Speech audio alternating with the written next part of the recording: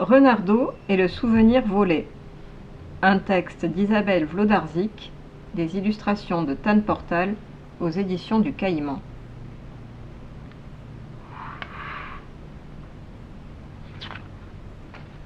Renardeau et le souvenir volé. Tous les soirs, Renardeau s'enfermait dans sa tanière. À l'abri des regards indiscrets, il ouvrait alors un grand livre, au papier jauni.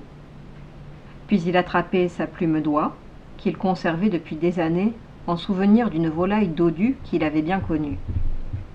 Il sortait son encrier, et il écrivait. Souvenir numéro 189.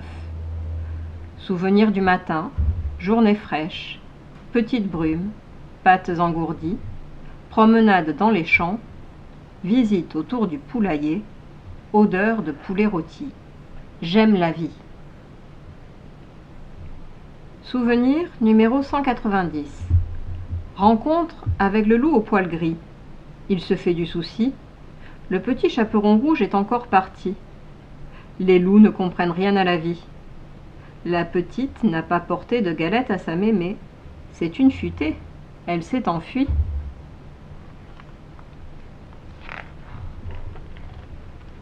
Quand il avait fini, Renardeau tournait les pages en sens inverse et il remontait le temps. L'odeur des années passées.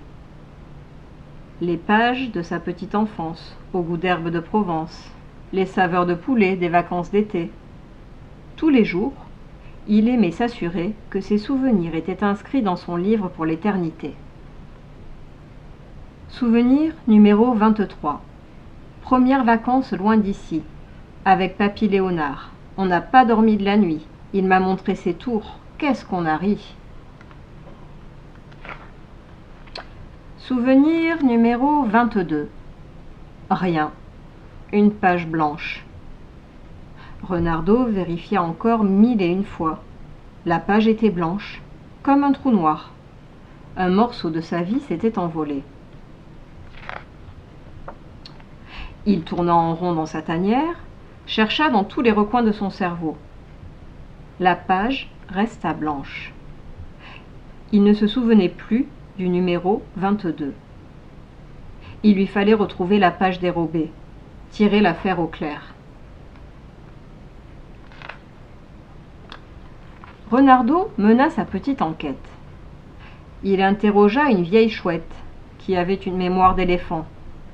Il la questionna longuement, une véritable encyclopédie. Elle raconta toute sa vie, puis elle hésita sur le jour de ses 6 ans, ce qui ne s'était jamais produit auparavant. Elle ne savait plus ce que lui avaient offert ses parents. Renardeau repartit fureter au fond des bois. Il y rencontra une alouette qui ne se rappelait plus des paroles de sa chansonnette. Elle aussi avait l'impression de perdre la tête.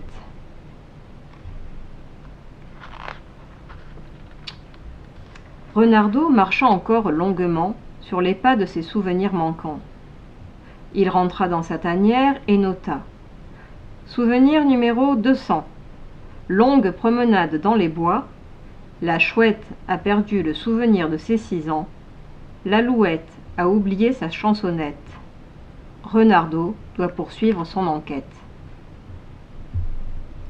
Renardeau rangea son livre de souvenirs, puis il se cacha derrière un tapis de feuilles cacadois. Au milieu de la nuit, une ombre se faufila. Une silhouette silencieuse qui avançait pas à pas. C'était un blaireau, plus noir que la nuit, qui marchait tête baissée, le dos voûté. Il portait une grande besace et des lunettes rondes comme la lune. Il s'approcha du livre, à pas de fourmi, sous les yeux ahuris de Renardeau qui s'était fait tout petit. Le visiteur tendit le bras et s'empara du souvenir 23. Renardeau le regarda faire. Le voleur avait l'air de connaître son affaire. Il respira le parfum des pages noircies, lentement, profondément, puis, en un éclair, il captura les lettres, les points, les virgules, les gribouillis, les pattes de mouche, les poils de renard. Hop! Un vrai traquenard.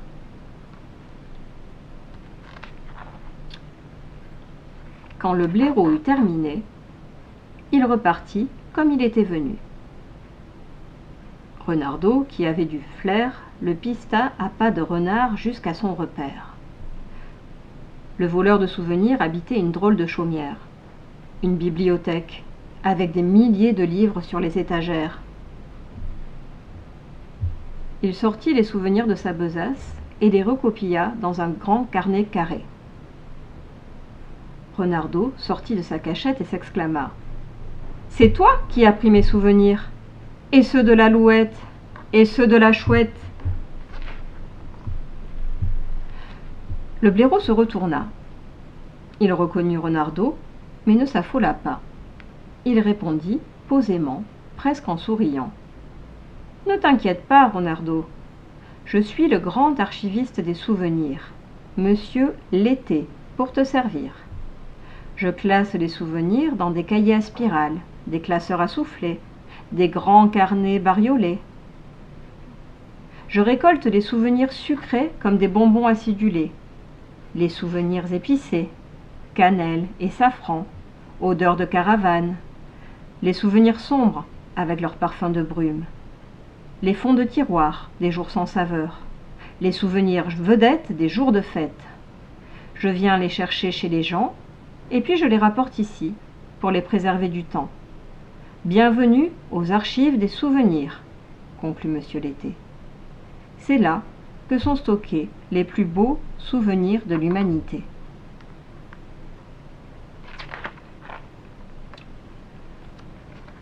Renardeau le regarda avec des grands yeux ronds.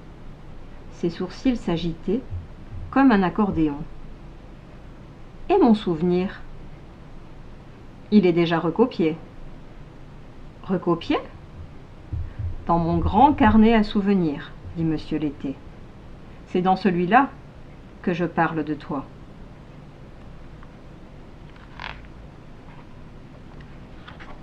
Renardeau se pencha sur le grand carnet. Il le feuilleta, remonta les pages aux souvenirs sucrés, le parcourut jusqu'à l'odeur de sa tanière, jusqu'au souvenir volé, le numéro 22. Souvenir numéro 22.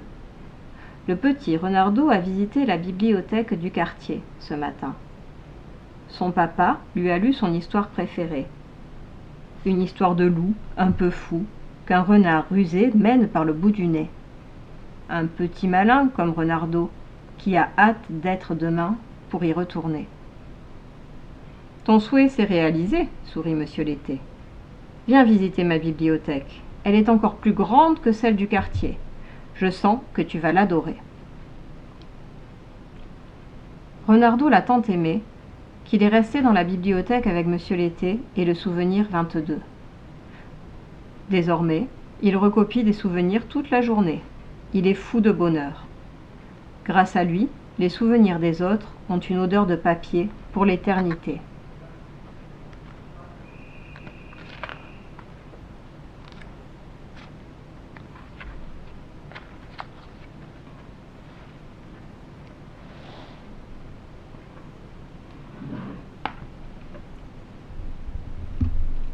À demain pour une nouvelle lecture.